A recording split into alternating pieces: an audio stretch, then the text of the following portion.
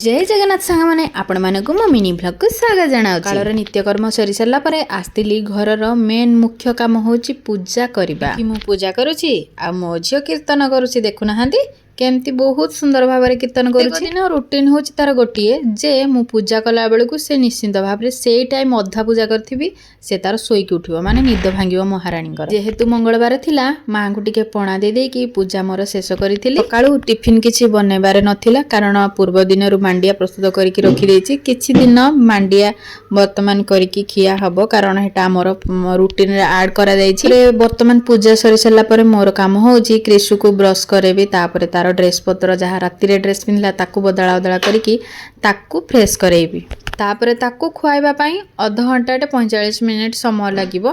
आउ ताकू अलगा समय खुआनी केवल मो सहित मु ताकू खुआए जेतिकी टाइम हबो ताकू खुआए तापर मु खाइ थाए। घरे से प्रॉब्लम छुआ मानकर प्रॉब्लम होची शीघ्र खाइबेनी से माने टाइम टेकिंग माने टाइम बहुत नेबे खाइबा पई। क्रिशु तार वर्तमान बुलाबुली करछि मु लुगापटा सुखे देकी ताकू ब्रश करेकी फ्रेश कर देली देखुना से वर्तमान खाइछि। तापर मो पाखको आनिछि मम्मी चिकन आउ पानी नियो चगलामी देखिकी मोर दिनटी भलो भाव